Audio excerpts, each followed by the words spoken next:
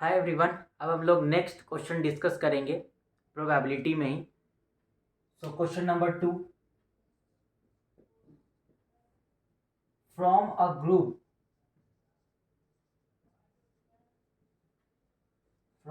Group of two boys, right, and three girls,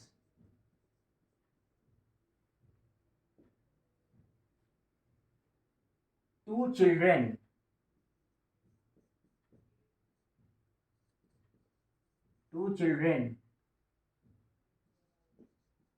are chosen. Find the sample space. Find the sample space to this. Find the sample space for associated. Find the sample space associated to this random experiment, या associated to random experiment.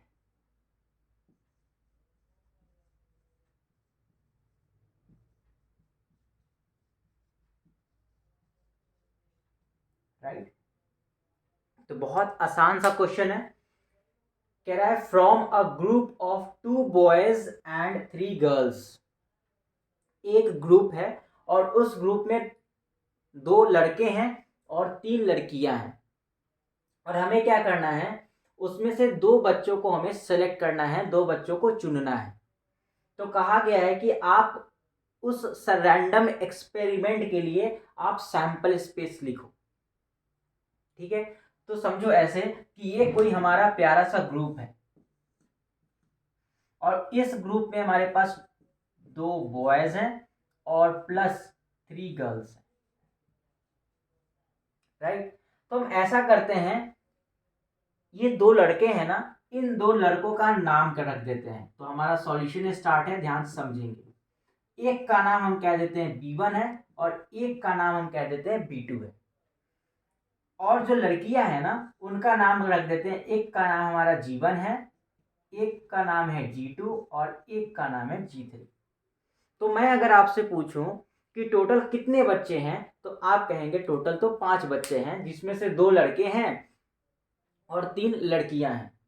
तो आपसे कहा गया है ना कि इस group में जो टोटल 5 बच्चे हैं ना, उसमें से 2 बच्चों को क्या करना है, आपको सेलेक्ट करना है। तो आप कैसे कैसे सेलेक्ट कर सकते हैं, तो आप कहेंगे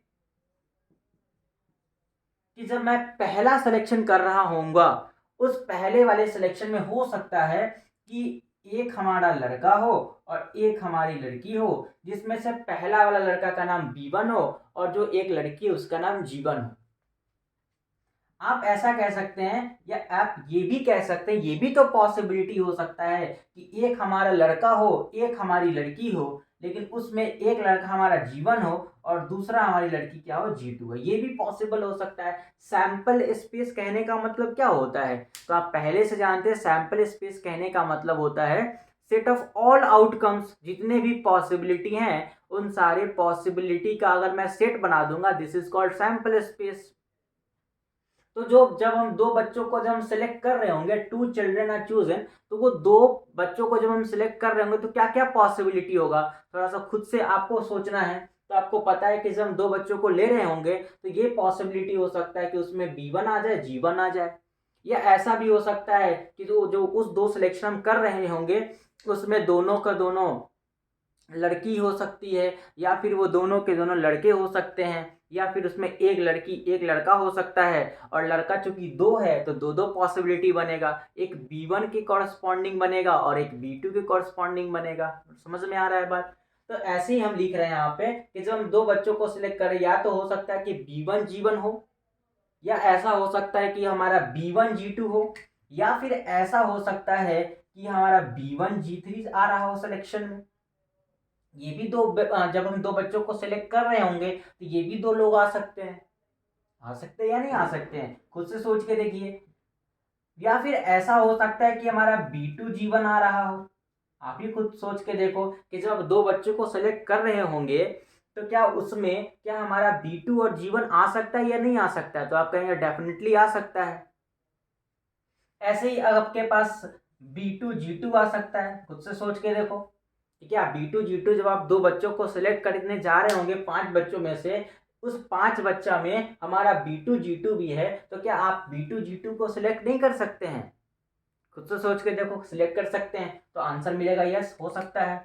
या फिर ऐसा हो सकता है कि B2 G3 आ जाए, सोच के देखो, हो सकता है या नहीं हो सकता है, तो बिल्कुल हो सकता है, राइट। अब उसके बाद बताओ, इसके बाद आप क्या कहेंगे कि एक लड़का एक लड़की को कॉम्बिनेशन के साथ बन रहा है। अब ऐसा भी हो सकता है कि दोनों बच्चा आ जाए, मतलब बच्चा कहने का मतलब कि दोनों लड़का आ जाए। यह भी हो सकता है कि B1 B2 को आप सेलेक्ट कर लिए। अब आप ये तो नहीं सोच रहे ना कि हम B2 B1 लिखेंगे, क्योंकि B1 B2 और B2 B1 दोनों सेम सिलेक्शन है, सिलेक्शन तो डिफरेंट नहीं है ना।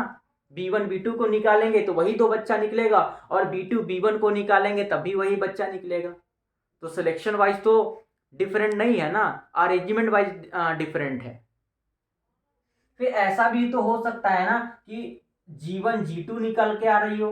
आप हो सकता है कि आप गए हो, आप सिलेक्शन लाने गए हो, सिलेक्शन लाने नहीं गए हैं, हम दो बच्चों को चुनने गए हैं, और उसमें हो सकता है कि G1 G2 दोनों को हम सिलेक्ट कर लिए।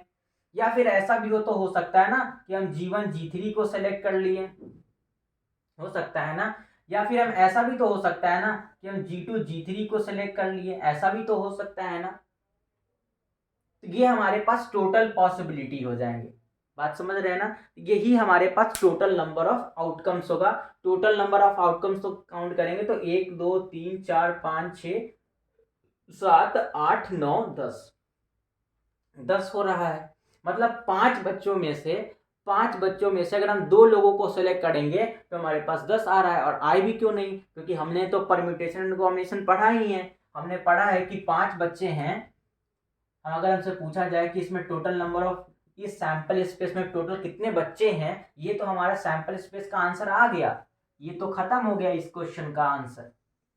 ये तो मैं अलग से बता रहा हूं कि अगर हमसे पूछा जाता कि सैंपल स्पेस में कितने बच्चे होते या कितने एलिमेंट्स होते, या सैंपल स्पेस में कितने टोटल नंबर ऑफ एलिमेंट्स आते, उसके लिए मैं बता रहा हूं कि टोटल हमारे पास कितने बच्चे थे। तो 5 बच्चे थे, 1 2 3 4 5। और उस 5 बच्चे में से हमें दो लोगों को सिलेक्ट करना था। देखो, दो बच्चों को हमें क्या करना है, दो बच्चों को हमें चूज करना है। तो कितने तरीके हो गए, 5C2। 5C2 का मतलब तो समझते हैं ना, इसको क्या बोलते हैं, इसको बोलते हैं नंबर ऑफ वेज या number of selection, number of selection of 5 different, है ना, या number of selection of two different things out of 5 different things, यही बोलते हैं ना। तो 5C2 का मतलब क्या होता है, 5C2 का मतलब होता है number of selection of two different things. आपको कितने बच्चों को सिलेक्ट करना है, दो डिफरेंट थिंग्स को, या दो बच्चों को सिलेक्ट करना है, कितने में से, आउट ऑफ 5 डिफरेंट थिंग्स। मतलब आपके पास टोटल 5 बच्चे हैं जिसमें से दो बच्चों को सिलेक्ट करना है, तो उसको क्या बोलते हैं, 5C2। अगर 5 बच्चे हैं और उसमें से अगर दो बच्चों को सिलेक्ट करना है तो क्या बोलते हैं, 5C2। और 5C2 निकालने तो आपको आता है, नहीं आता है तो परम्यूटेशन कॉम्बिनेशन पढ़ेंगे तो सीख लेंगे। 5C2 का वैल्यू कितना आ जाएगा, 10 आ जाता है। तो अगर आप इसको काउंट करेंगे तो आपको 10 ही आएगा। आप काउंट करके देखो, 1 2 3 4 5 6 7 8 9 10। तो टोटल कितने सैंपल स्पेस में टोटल कितने एलिमेंट्स होंगे, तो कितने होंगे, 10 होंगे। आई थिंक समझ में आ गया है। समझ में आ गया है तो वीडियो लाइक करेंगे, चैनल सब्सक्राइब करेंगे। Thank you.